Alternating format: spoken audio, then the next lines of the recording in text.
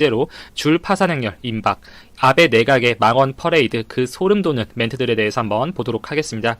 교도통신이 최근 발표한 일본의 불화소 수출 규모의 급감이 예상보다 훨씬 심각한 것으로 드러나서 화제를 모으고 있는데요. 일본 정부가 지난 7월부터 한국에 대한 수출 규제 품목으로 지정한 이 불화소의 한국 수출액이 지난 9월에 작년 같은 기간에 비해서 99% 이상 감소했다는 충격적인 통계가 나왔습니다. 그리고 한국에서 벌어진 불매운동 여파, 이렇게 일본 맥주를 찾는 사람들이 없어지면서 자연스럽게 편의점, 마트 등에서 일본 맥주가 진열대에서 빠지기 시작했고, 그 결과 일본의 한국에 대한 맥주 수출도 99.9% 급감한 초유의 사태가 벌어지고 말았습니다. 일본 맥주의 9월 한국 수출액은 600만 원에 불과하다고 합니다. 조금 더 자세히 일본 재무성이 발표한 공식 자료를 보면 전년 동월 대비 불화소의 한국 수출액은 99%를 넘어서 99.4%, 200분의 1로 감소하였는데요. 지난 9월 한국 수출액이 불과 4천만 원에 머물렀습니다. 지난 언론 보도와 방송에서 이 불화소 수출액이 30분의 1 정도로 감소한 것으로 보인다고 말씀드렸는데, 일본 재무성의 자료에 따르면 그 7배, 200분의 1로 급감한 초유의 사태가 발생한 것이죠. 지난 8월에는 모두 제로 상태였다가 9월 들어서 소량만 수출이 된 것으로 보여지고 있습니다. 종합적으로 볼 때 일본은 한국과의 교역에서 전통적으로 흑자를 보고 있는 국가였고, 9월에는 1,514억 엔의 흑자를 올렸지만 그 흑자 폭은 작년 같은 기간보다 25% 이상 감소된 것으로 확인이 되었습니다. 8월에 8.2% 감소한 것에 비해서 9월에 확연히 흑자 폭이 더 크게 감소된 것을 확인할 수가 있었습니다. 이렇게 전통의 무역 흑자 국가가 적자 국가한테 수출 규제를 단행하는 이 초유의 조치로 제사를 처절하게 깎아먹은 일본의 현재 상황을 통계적으로 단적으로 확인할 수가 있는 것이죠. 그리고 일본이 한국에 대한 수출 규제 조치를 단행한 지 100일이 지나고 있지만 우려했던 한국 경제에 미치는 피해는 제한적이라는 이 국책 연구기관의 분석 결과가 나왔습니다. 대외경제정책연구원 KIEP는 30일 일본 수출 규제 100일의 경과, 영향, 향후 대응 보고서를 통해서 밝힌 내용인데요. 영향이 클 것으로 예상되었던 고순도 불화소는 국내 기업이 확보한 재고, 국산화를 포함한 공급처 다변화 정책 등으로 아직까지는 큰 영향이 없다고 평가를 했습니다. 실제로 일본이 기체 불화소의 경우에는 어느 정도 조금씩 수출을 내어주고 있는 상황이고, 이 디스플레이 업계 쪽에서는 기존에는 전량 일본의 수입을 의존하고 있었지만 사실 반도체 공정만큼 고순도의 제품이 절실하지가 않기 때문에 이미 일본 제품의 배제는 사실상 끝난 상태입니다. 삼성과 SK하이닉스 역시 그 대체 테스트에 집중을 하고 있고, 이 난도가 낮은 공정부터 새로운 불화소를 실공정에 투입할 계획인 것으로 알려져 있습니다. 상황이 이렇자 일본의 모리타 화학의 경우에는 정말 생존에 강한 위협을 느끼고 최근 대한무역투자진흥공사 오사카 무역관에 생산 라인을 한국으로 이전하고 싶다는 의향을 이미 표출한 상태입니다. 폴리이미드 역시 일본이 규제를 가한 내용은 이 불소 함량이 10% 이상인 폴리이미드로 투명 폴리이미드 CPI와 감광성 폴리이미드 이 포토 센시티브 PI였기 때문에 소재 자체가 아니라 소재의 재료 물질이므로 그 영향이 매우 적다고 보았습니다. 또한 궁극적으로는 울트라신 글래스 UTG나 울트라 플렉서블 클래스 UFG가 적극적으로 개발되면서 자연스럽게 대체가 될 수 있기 때문에 단기적으로는 부침이 있을 수 있겠지만 이 장기적으로는 대체가 가능할 여지가 많다고 볼 수가 있는 것이죠. 이미 갤럭시 폴드의 차기 제품, 이 가로로 접히는 클램쉘 타입의 이 폴더블 폰 제품에는 UTG가 도입될 것으로 이미 기사도 나왔고 제가 소개해드린 적이 있었습니다. 그리고 포토 레지스트, 이 EUV용 PR을 일본이 규제를 하였는데 그 일본 업체 JSR이 벨기에에 보유한 공장에서 생산된 제품을 안정적으로 수급받고 있고, 이러한 부분들에서 현장에서 근무하시는 분들의 경우에는 체감하는 바가 다를 수가 있겠지만 경제 전반적으로 그로스하게 볼 때 미치는 영향은 제한적이다, 이렇게 볼 수가 있는 근거가 되는 것이죠.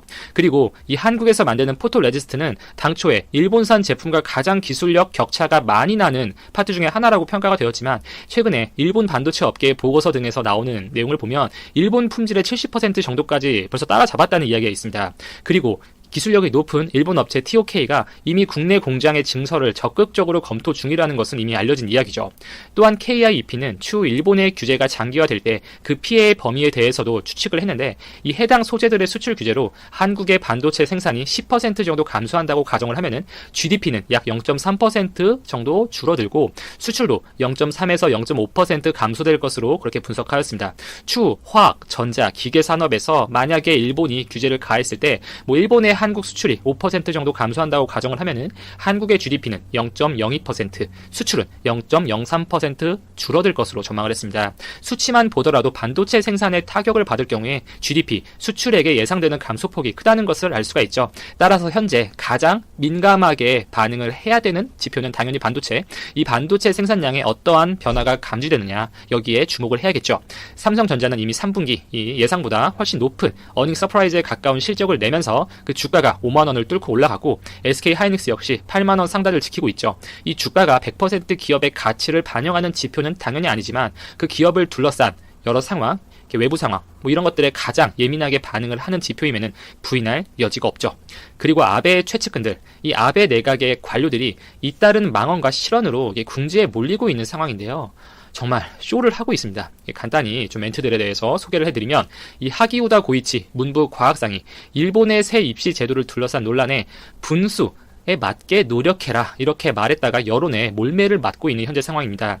28일 NHK의 보도에 따르면 하기우다 문부 과학상은 위성방송 BS 후지에 출연해서 일본 정부가 논란 속에 추진 중인 새로운 대학 입시 제도, 그 민간 영어 시험 도입 정책과 관련해서 부유한 가정의 아이가 여러 번 시험을 쳐서 워밍업을 하는 식의 일이 있을지도 모르겠지만 신분에 맞게 2번을 제대로 골라서 노력하면 된다라는 이야기를 언론에서 대놓고 했습니다. 일본 정부는 이 한국의 대학 수학 능력 시험과 비슷한 대학 입학 공통 테스트의 영어 과목을 민간이 주관하는 영어 시험으로 대신하는 새로운 입시 제도를 2020년 4월 도입할 계획으로 알려져 있는데요. 이를 둘러싸고 수험생의 경제적인 능력과 거주지에 따라 불이익이 발생할 수 있다는 비판이 거센 상태입니다. 즉 이와 같은 하기우다 장관의 워딩은 민간 영어 시험 도입으로 여러 번 시험을 치를 수 있는 부유층 자녀가 유리하게 된다는 사실을 인정하는 꼴이어서 더 크게 비판을 받고 있죠. 그리고 경제산업상이 유권자에게 금품을 줬다는 의혹이 공개가 되면서 사퇴를 했던 사건도 있었고, 또한 태풍 하기비스로 인해서 일본은 실제로 많은 피해를 받고 인명피해까지 발생했었던 이 안타까운 일이 있었죠. 이에 대해서 이 자국의 관료라는 사람이 위로의 메시지는 던지지 못할 망정, 이 고노다로 방위상은 나는 비의 남자다 라는 말도 안 되는 농담을 했죠. 이걸 보고 처음에는 눈을 의심했습니다.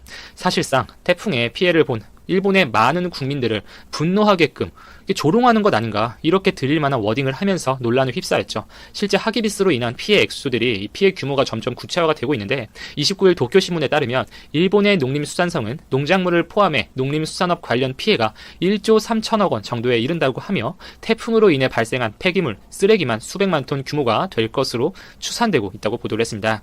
이미 쓰레기 임시 수집장은 포화 상태에 이르렀고 쓰레기들을 무단 투기하는 사례가 나오고 있으며, 그 쓰레기들을 모두 처리하기 위해서는 앞으로 2년, 3년이 걸릴 것이라는 이야기도 나오고 있는 상황이죠. 정말 온갖 만행과 실언, 까도.